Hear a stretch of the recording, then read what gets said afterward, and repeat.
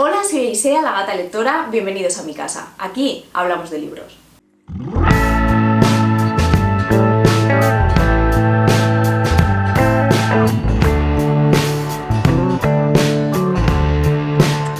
Hola, después de 3 semanas os doy la bienvenida de nuevo a mi canal y hoy os traigo el resumen de lecturas del mes pasado, de junio. He leído un total de 7 libros y uno de ellos he abandonado. Bueno, como siempre, este mes os traigo un montón de variedad en el canal. He leído libros de divulgación, he leído novelas, he leído muchos tipos de libros y aunque uno he abandonado, también he encontrado, creo que uno de los que va a ser mis libros favoritos. Además, ese libro es la joya de la estantería porque es una primera edición en castellano de los años 40, ahora os la voy a enseñar. Bueno, pues estos son los libros que he leído este mes, faltan 2 porque uno lo he leído en digital y el otro era de la biblioteca, pero luego os pondré las imágenes para que los veáis. Bueno, el primer libro que os traigo y del que os voy a hablar es todo un bestseller y que no estuvo libre de polémica. Y se trata de Memorias de una geisha de Arthur Golden. Es un bestseller internacional, es un libro que se lee súper fácil, súper rápido, que engancha de principio a fin. Y bueno, aunque sí que es verdad que hubo mucho lío porque se supone que está basado en hechos reales, él se entrevistó de verdad con una geisha, pero luego, una vez se publicó el libro, parece que la geisha le denunció porque quería permanecer en el anonimato y además debió de maquillar algunas cosas que no eran o no sucedieron tal y como lo cuenta él en el libro, ¿no? Pero bueno, como siempre hay que tener en cuenta que es una novela, que las novelas no tienen por qué ser fidedignas, ¿no? Y que al final es una historia. Esta novela nos cuenta la historia de una niña que nació en un pueblo pesquero y que de repente es arrebatada del pueblo con su hermana y ella no entiende muy bien lo que pasa, pero acaba en la ciudad, ella acaba en una casa de geishas trabajando de sirvienta y luego posteriormente se enterará de que su hermana ha acabado en un prostíbulo. Esta niña parece que es muy especial porque tiene los ojos azules y parece que eso es lo que le va a abrir las puertas del mundo de las geishas y va a poder estudiar para poder ejercer esa profesión. Por lo tanto, vamos a asistir al camino de la protagonista trabajando de geisha, la competencia que había entre las geishas, cómo era ese mundo y cómo las geishas, aunque se supone que tenían prohibido el amor, cómo lo vivían. Es un libro súper entretenido, es un libro bonito también, es verdad que está escrito de una forma muy occidentalizada, que allí las cosas se ven de otro modo, las tradiciones se ven distintas y los occidentales hay muchas cosas que quizá no podamos entender del todo o incluso algunas nos chocan muchísimo. Entonces, bueno, aunque es verdad que está escrito muy para nosotros, sigue siendo a lo mejor un poco difícil de comprender para la gente. Quizá por eso tuvo tanto éxito esta novela, porque el tema de las geishas es algo que nos llama muchísimo la atención, ¿no? Nos da como una especie de morbo, a lo mejor, entender mejor ese mundo, ¿no? Que pensamos que tiene más que ver quizá con la compañía masculina y allí lo ven más como una especie de arte, ¿no? Estas chicas son artistas, no son profesionales o lo ven de una forma diferente.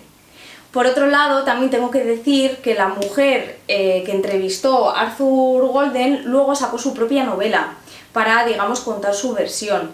Y yo la tengo, todavía no la he leído y tengo muchísimas ganas de leerla, a ver si este año le puedo sacar un hueco. Y bueno, este libro ha sido una relectura, yo ya lo había leído hace muchísimos años, de hecho me lo regaló un amigo súper especial hace como 15 años y ha sido una relectura en el grupo de lectura conjunta que organizó Mikey y la verdad que ha estado guay leerlo tantos años después para ver un poco cómo cambiaba mi forma de ver el libro, que tengo que decir que me sigue encantando y la película es preciosa, tenéis que verla porque estéticamente es muy bonita. Y la verdad es que es un libro para releer porque se lee muy fácil y es muy bonito y engancha muchísimo. Yo os lo recomiendo cantidad, de verdad. Así que si no lo habéis leído, ya sabéis. El siguiente libro del que os voy a hablar es Corazón que ríe, corazón que llora, que no lo tengo aquí porque lo he leído en digital, pero os dejaré por aquí cerca la portada para que lo veáis. Es de Maryse Condé y es precisamente el libro que he dejado a medias. Es un libro corto, es un libro autobiográfico sobre la infancia, la niñez de la propia autora en el que nos va a contar cómo vivió ella su infancia en su familia, cómo ellos veían el mundo y cómo ella creció, ¿no?, con sus hermanos, cómo era la relación familiar, sobre todo cómo era la relación con su madre. Nos va a ir contando un poco esas cosas. Está escrito de una forma sencilla, ágil, trata temas importantes pero no profundiza demasiado, los trata un poco por encima. No sé si quizá por no darles demasiada importancia o es por tratarlos de una forma más sutil, o porque como habla de la infancia trata también de contárnoslo desde una voz quizá más desde la niñez, ¿no?, más desde lo objetivo que pasa, pero sin entenderlo mucho, por lo que hace que el lector interprete, ¿no?, parte de lo que nos está contando.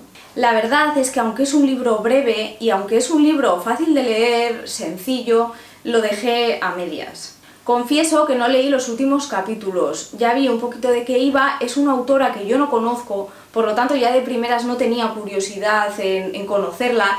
Me animé porque era una lectura conjunta con el grupo alternativo de Macondo, pero yo justo venía de leer La joya de la corona, que luego os voy a enseñar, y la verdad que estaba con una resaca lectora de un libro que era tan profundo que me estaba un poco sonando a poco, no me estaba diciendo demasiado.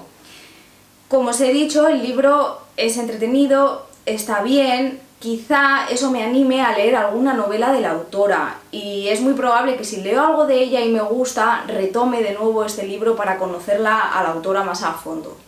Así que bueno, como no me ha dicho mucho y tengo muchas cosas que leer, lo he dejado a medias, siempre ya sin culpabilidad.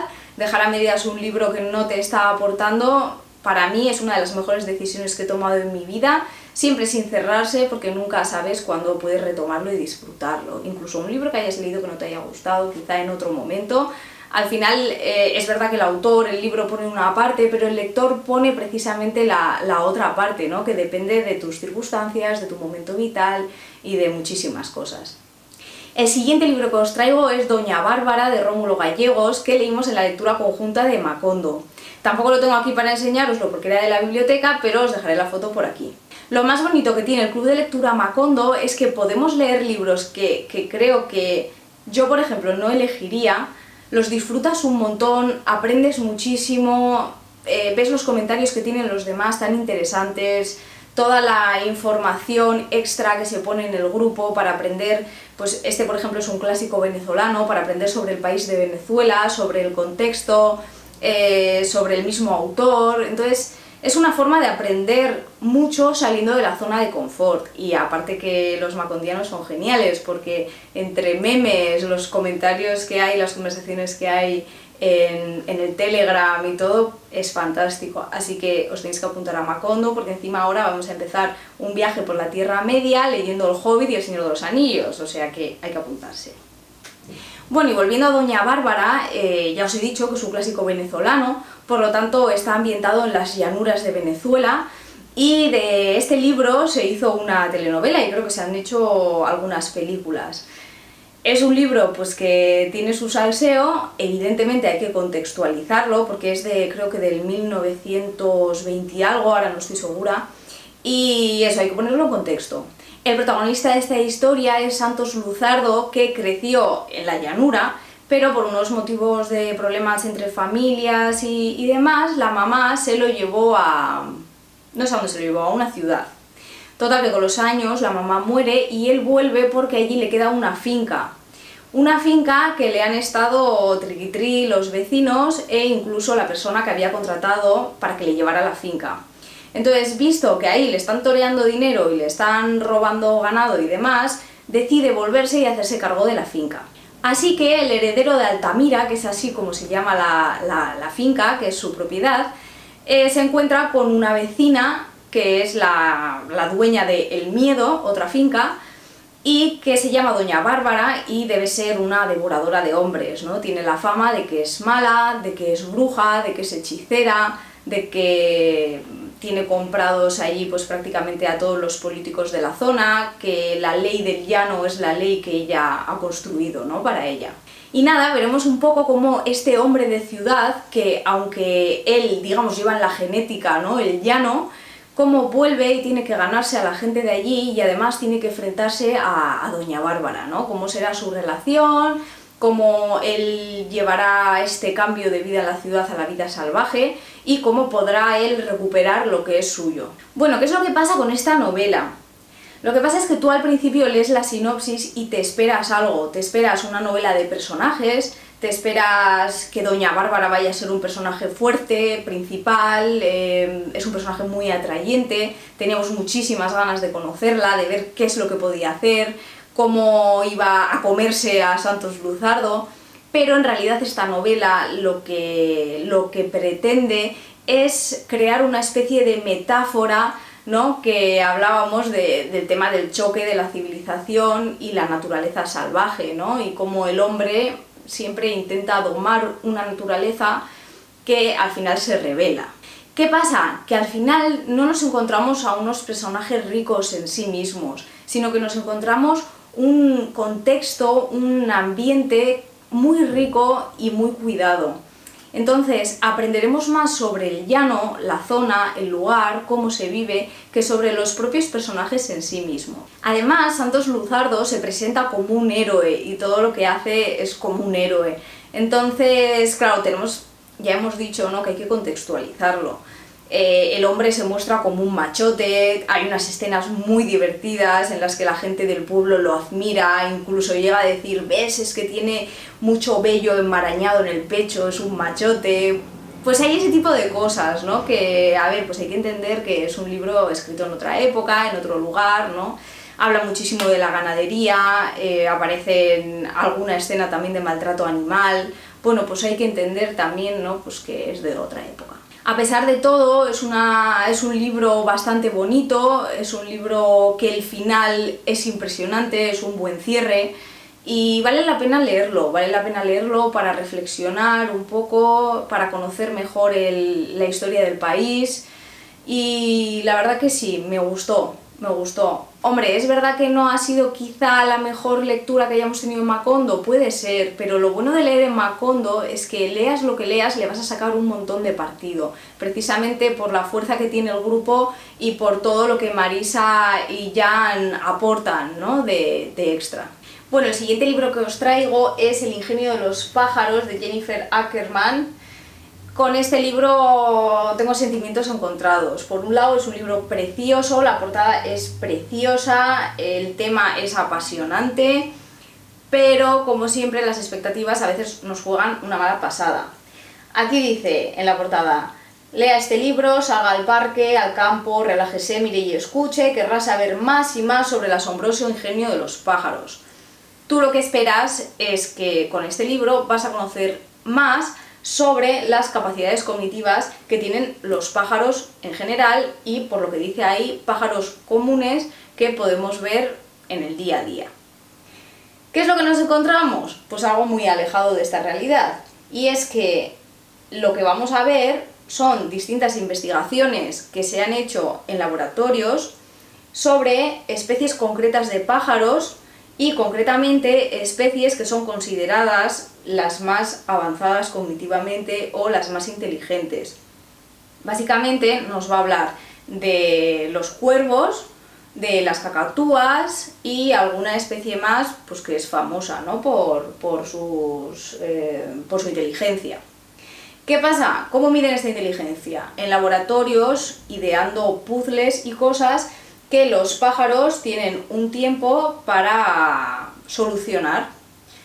Claro, por un lado dices, no es un estudio de campo, en realidad los pájaros no se van a encontrar con esos puzzles en la naturaleza, un pájaro no tiene que abrir cerraduras en la naturaleza, en cambio en el laboratorio se le ponen cerraduras para ver el pájaro hasta qué punto puede adaptarse a esa situación. ¿Qué pasa? Pues que por un lado encontramos descubrimientos asombrosos, ¿no?, porque siempre nos asombra ver un pájaro abrir una cerradura, pero por otro lado tampoco nos dicen tanto. Tampoco me gusta que humanicemos tanto el tema de la inteligencia animal, porque cada animal tiene su papel en la naturaleza y que no tengan un desarrollo cognitivo a lo mejor o unos procesamientos cognitivos como tenemos nosotros con respecto a atención, a memoria, a solución de problemas, a toma de decisiones, a memoria de trabajo, no quiere decir que los animales no sean inteligentes. Entonces, eso de tener que admirar a un animal por esa inteligencia humana, por cómo se asemejan a nosotros, yo no estoy de todo de acuerdo. Yo creo que a todas las especies hay que respetarlas por lo que hacen en el mundo, por su papel en este mundo, ¿no? Porque al final todas son importantes, todas vivimos en equilibrio. ¿Qué pasa también? Que para realizar estos experimentos cogen los pájaros de la naturaleza y los llevan a los laboratorios. ¿Cómo los cogen? Pues principalmente los cogen con redes, y los cogen con redes de pequeños en su hábitat natural. Eso es algo que tampoco me parece demasiado bien. Yo pensaba que iban a ser más observaciones o experimentos más tipo como los que hace Jane Goodall, que son de campo, son en la zona donde viven ellos. Pero no nos vamos a encontrar con esto. Y bueno, como decía, habla de 3-4 especies en concreto y al final eso no es representativo de las aves, porque estamos hablando de menos del 1% de las especies. Entonces, por un lado es muy antropocéntrico, por otro lado es muy de ciencia laboratorio, cosa que tampoco me ha gustado mucho, y por otro lado también se hace un poquito pesado y denso de leer. Entonces, si quieres leer este libro, te tienen que gustar mucho los pájaros y tienes que tener en cuenta que van a hablar básicamente de 3 especies y de experimentos muy humanizados. Y eso es. El libro se lo regalaron mis padres a mi marido, que le gustan muchísimo los pájaros, y como estaba en casa, pues he querido leerlo porque a mí la divulgación me encanta. El penúltimo libro del que os voy a hablar antes de La joya de la corona es este libro del Dalai Lama, Conócete a ti mismo tal como realmente eres. Como ya os he dicho en el canal alguna vez, yo soy psicóloga, estudié un máster en Mindfulness en la Universidad de Zaragoza y estos temas me encantan. Vale, muchas veces me preguntáis si este libro es bueno para empezar y tal. A ver, vamos por el principio. Cuando leemos Dalai Lama pensamos que va a ser un libro sencillo, facilón, ¿no? Pues como al final el Dalai Lama pues tiene cara de hombre simpático, divertido, siempre se está riendo, pero en realidad es un hombre que sabe muchísimo, o sea, sabe cantidad. Y es un poco el nexo de unión entre la espiritualidad del budismo tibetano y la ciencia occidental. Entonces este hombre sabe bastante. ¿Quiere decir eso que como es del Dalai Lama es un libro religioso? No, porque el budismo, aunque a veces se considera una religión, también se considera una filosofía, porque al final ellos no creen en un dios, creen en el potencial que tiene cada persona dentro de sí misma, ¿no? Por eso aquello de conocerte a ti mismo. Y él nunca intenta convencer a nadie, es más, él está a favor de todas las religiones del mundo. Entonces, no es un libro religioso, pero sí que tenemos que tener en cuenta que habla de muchos términos que son budistas, provienen del budismo, y son conceptos que aquí en Occidente no estamos acostumbrados, como a lo mejor no sabemos definir exactamente qué es la vacuidad, qué es la ecuanimidad, o la compasión, que nosotros la entendemos de una forma diferente, de una forma más cristiana. Y el budismo la compasión la ve distinto, el tema del amor lo ve diferente, el tema de la bondad, ¿no? Entonces, él nos va a hablar de muchas de estas cosas. Por lo tanto, a veces el libro se hace quizá un poco abstracto y complicado de entender. ¿Es un libro para principiantes? Sí, el Dalai Lama pretende que sea un libro para todo el mundo, pero eso no quiere decir que sea un libro sencillo, tiene su complejidad. ¿Es súper interesante? Súper interesante. Es un libro para leer, leer, leer y releer. ¿Un libro para empezar? Quizá no. Si es la primera vez que te vas a acercar al mindfulness, es la primera vez que te vas a acercar al crecimiento personal o incluso a la espiritualidad, quizá este no sea el mejor libro para empezar. Pero si ya estás más o menos dentro del mundillo, entiendes un poquito lo que es el budismo, ya manejas un poco el significado de algunos de los términos, este libro te va a venir muy bien, porque por un lado te va a recordar cosas muy básicas y por otro lado te va a ayudar a profundizar en temas que necesitan bastante reflexión. Este libro habla de la meditación también, evidentemente, porque la meditación es una de las prácticas base del budismo, pero también nos va a contar otros temas en los que podemos reflexionar. Tengo pendiente hacer un vídeo sobre libros de mindfulness o crecimiento personal. El problema es que los libros considerados de autoayuda abarcan muchísimo. Entonces, dependiendo de qué tipo de contexto, de libro, de temática que quieras, tienes que buscar en distintas partes. Por ejemplo, si lo que te interesa es un libro de crecimiento personal más enfocado a la espiritualidad budista, quizá te vengan mejor los libros del monje Thich Nhat Hanh, que vive en Francia desde hace muchísimos años y está más acostumbrado a escribir para occidentales. Si lo que quieres es un libro sobre mindfulness, pero más enfocado a la ciencia, es decir, un mindfulness práctico que te traiga beneficios a tu vida occidental, quizá te venga mejor leer Mindfulness para principiantes de Jon Kabat-Zinn. Si lo que quieres es más un crecimiento personal sobre cómo comportarte con los demás, mejorar las relaciones, quizá te vengan mejor libros como Tus zonas erróneas, o a lo mejor eres más yuppie y quieres algo más, pues no sé, quizá te venga bien leer Los Cuatro Acuerdos, que hay gente a lo mejor que si es de mente muy cuadriculada, muy científica, pues no le gustan, ¿no? Pero en el tema de la autoayuda hay mucha variedad y no todos los libros de autoayuda son de charlatanes. Hay algunos que están escritos por psicólogos. Si lo que te interesa son libros para mejorar las relaciones de pareja, por ejemplo, el psicólogo sudamericano Walter Rizzo tiene libros que son una gozada, que incluso se recomiendan en terapia. Entonces yo soy firme defensora de la autoayuda, llevo muchísimos años también leyendo libros de autoayuda y he leído libros muy buenos y he leído libros muy malos. Así que espero algún día poder por fin animarme y hacer ese vídeo. A ver, que se me olvidaba, el penúltimo es este. He leído Controle su destino de Tony Robbins, un libro de crecimiento personal enfocado al emprendimiento. Yo no suelo leer este tipo de libros, pero a mi marido le encantan. Tenemos una biblioteca, creo que su biblioteca es más grande que la mía. Entre libros de cocina y emprendimiento tiene más libros que yo de psicología, crecimiento personal y novelas. Y Tony Robbins es un autor que a él le encanta y siempre me ha estado insistiendo muchísimo en que lea un libro de Tony Robbins.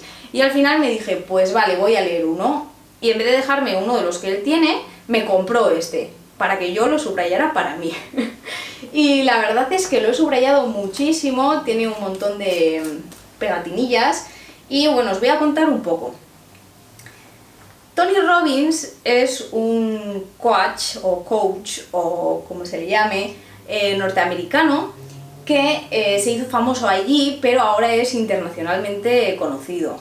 Se dedica a dar charlas de motivación, ¿no? Y de emprendimiento empresarial, crecimiento personal a lo largo del mundo y además ahora también es empresario, tiene distintas empresas y tal, vamos. Es un tío que está montado en el dólar y pues eso, que se dedica a dar charlas y es un personaje público bastante importante allí. Aquí también es importante, pero es que allí es una pasada. Es como una especie de superestrella americana. ¿Qué tiene de especial este libro? Bueno, por un lado, este libro tiene prácticamente 30 años. Entonces, aunque es antiguo, la verdad es que tiene bastante información interesante. ¿Qué es la cosa de este tío? Este tío no es psicólogo, no tiene ese tipo de estudios, pero sí que se ha juntado con personas que sí que entienden de estas cosas, con personas que entienden de psicología, que entienden de liderazgo e incluso su propia experiencia personal. Yo lo que he leído, aunque este tío sea coach, es verdad que muchas de las cosas que recomienda son estrategias que en realidad provienen de la psicología cognitiva. Entonces, aunque él en sí mismo no tenga una formación, sí que se basa en descubrimientos de la ciencia, ¿no? O en los avances de la psicología como ciencia. Entonces, vamos a encontrar estrategias cognitivas para poner en el día a día que nos van a venir muy bien si las trabajamos. Nos vamos a encontrar también partes de teorías como la de las terapias de aceptación y compromiso, por ejemplo. También trabaja, creo, la programación neurolingüística, aunque esta en principio no tiene evidencia científica hoy día, pero se utiliza bastante y está bastante de moda. En fin, nos vamos a encontrar con un montón de recursos, muchos recursos, que cada uno puede poner a prueba en su día a día y ver si le funcionan o no le funcionan. Yo siempre pienso que todo lo que pongamos a prueba, todo lo que trabajemos para mejorar nuestra vida es bienvenido y merece la pena ponerle entusiasmo y ponerle motivación y ponerle un poco de esfuerzo y de constancia. ¿Qué pasa con el libro? Está escrito para un público americano y hace 30 años. Entonces, cada capítulo con su recurso cognitivo, su teoría y tal y cual, digamos que está ambientado, edulcorado, ¿no? Pues con experiencias que él ha tenido o algunos de sus clientes, cuando les ha hecho acompañamientos, han tenido, y son pues típicos de show americano, sensacionalistas, milagrosos. Bueno, eso choca un poco, yo esas partes me las he ido saltando, pero si eres capaz de dejar eso de lado, sí que es verdad que muchos de los recursos que él plantea sí que valen la pena. Por tanto, como siempre os digo, los libros, una parte la pone el autor, la otra la pone el lector. Intentemos ser críticos, quedarnos con lo que nos viene bien, y lo que no nos viene tan bien, pues simplemente desecharlo y no pasa nada. Por tanto, este libro es una fricada americana, pero tiene muchísimas cosas que valen muchísimo la pena, y si las implantas en tu vida, de verdad tu vida va a mejorar. Así que solo por eso vale la pena leer a Tony Robbins. ¿Qué pros tienen este tipo de libros? Que son baratísimos. La mayoría son como este, feos, de tapa blanda, ediciones de bolsillo, pero son súper baratos. Vale la pena comprarlos en papel porque hay muchísimo que subrayar, son libros de consulta a los que puedes volver muchísimas veces, y quizá en digital no se le saque tanto partido, y por lo que valen, este costó 10,95 €, vale la pena comprarlos. Y bueno, es el primer libro así enfocado al emprendimiento que leo, y la verdad que me ha gustado bastante. No deja de ser una aplicación de la psicología, digamos, personal, ¿no? Individual, enfocada a la consecución de metas, a la toma de decisiones, al mundo laboral. También se puede aplicar en el mundo de las relaciones, o sea, no tiene por qué ser que vayas a emprender, ¿no? Puede mejorar la relación que tienes con tu pareja, con tus amigos o en el sitio donde trabajes. Así que nada, yo lo recomiendo, pero bueno, quizá la versión reducida, que tiene menos cuentos de esos sensacionalistas, aunque si te gustan los shows americanos, pues a lo mejor esas partes también te gustan. Bueno, y vamos ya con el último libro, La joya de la corona. Ay, ya estoy cansada de tanto hablar, están los perros por aquí liando la parda, hace muchísimo calor con los focos.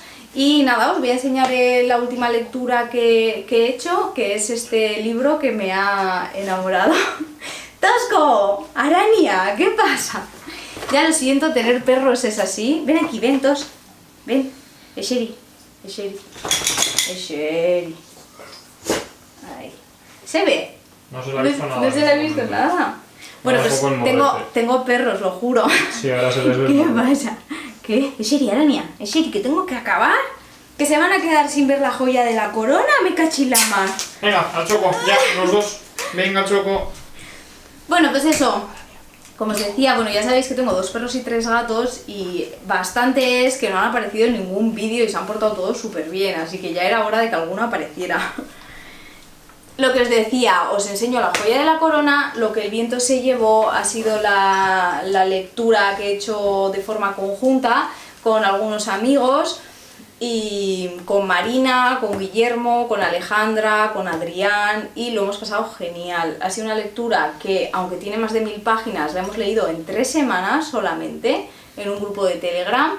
Y bueno, nos sorprendió mucho que el mes que elegimos para leerla, cuando ya llevábamos 3 o 4 días leyéndola, ocurrió todo el tema en Estados Unidos y salió toda la controversia con este libro, ¿no? Por el tema de que romantiza la esclavitud y tal, y nosotros justo estábamos inmersos en la lectura.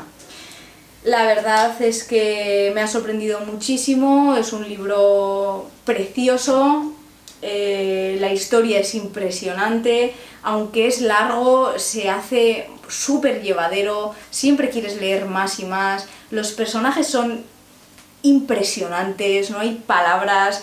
Qué valentía la autora de elegir una protagonista como Escarlata, una protagonista que se aleja del ideal de mujer buena, de heroína, de mujer, no sé, que triunfa en todo, ¿no? Cuando en realidad nos está presentando una mujer, sí, superviviente, pero egoísta, caprichosa, mala, y eso hace que al final digas, joder, qué interesante, ¿no? Por fin te muestra una persona humana, de verdad, la protagonista es humana, tiene su parte oscura.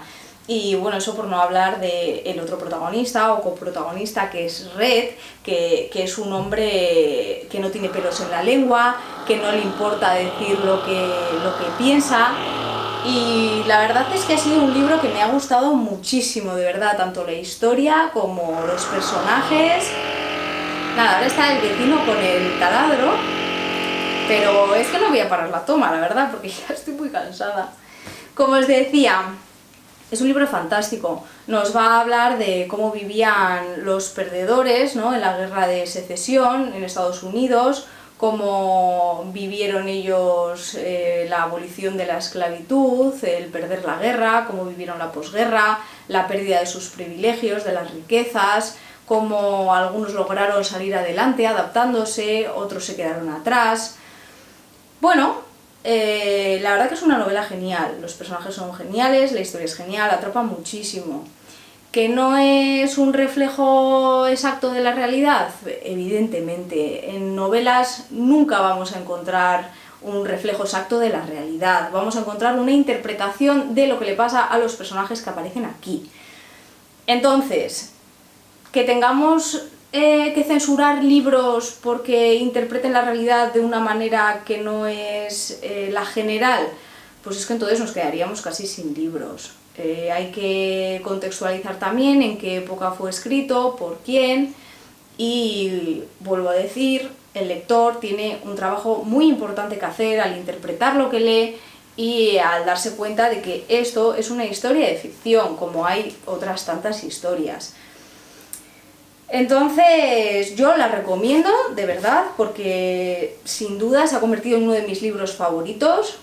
Me dejó una resaca impresionante, una resaca en la que pensé que jamás encontraría ningún libro que me volviese a llenar como me ha llenado este. Fue terrible, días y días pensando todavía en el libro, me venían a las 2 semanas, me seguían viniendo ideas sobre el libro, interpretaciones, corría al Telegram a contárselo a los demás, a ver qué les parecía esta teoría o la otra. Ha sido una experiencia de verdad, de 10, tenéis que leerlo, o sea, tenéis que leerlo. Y eso, que los clásicos son clásicos y hay que disfrutarlos como tal. Igual que en Doña Bárbara había explotación animal, había machismo y había otras cosas, igual que en El ingenio de los pájaros no habla de la realidad de las aves, sino de 4 especies en concreto, se puede sacar muchas cosas, o igual que Tony Robbins habla de casos americanos que son milagrosos. Pero a pesar de todo eso, si sabemos filtrar, podemos disfrutar muchísimo. Y este libro es un libro de verdad para disfrutar. Para terminar, os recomiendo la reseña de Cumbres Clásicas, que me gustó muchísimo, la vi después de leer el libro y ahí vais a tener mucha más información sobre el libro. Yo básicamente os cuento qué es lo que a mí me ha aportado o qué emociones me ha generado. Pero ella en su canal, en su vídeo, os va a hablar muchísimo más del libro y da información súper interesante. Así que nada, esta es La joya de la corona, que es una edición del 1940 y algo, no estoy segura, 1943, es súper bonita, la encontré en un reread en el de Pamplona y es preciosa. Esta se va a quedar para siempre. Eso sí, no la he leído aquí, la compré en digital porque este libro está de mira a mí no me toques, el pobrecito. Así que de vuelta a la estantería que va. Pues nada, después de 3 semanas sin subir nada, aquí os dejo un vídeo que es un poco larguito, me ha cundido un montón el mes de lecturas y espero ir subiendo vídeos un poco más a menudo, pero en realidad mi idea es compartiros lo que voy leyendo. Así que nada, muchas gracias por estar ahí, espero que me contéis qué tal ha ido vuestro mes, qué habéis leído, si tenéis alguna recomendación, si habéis leído alguno de estos libros, me lo dejáis todos en los comentarios. Y poco más, si os ha gustado el vídeo le dais me gusta, le dais a compartir, os suscribís al canal, le dais a la campanita y todas esas cosas. Así que nada, que seáis muy felices, que viváis mucho y nos vemos en el siguiente vídeo.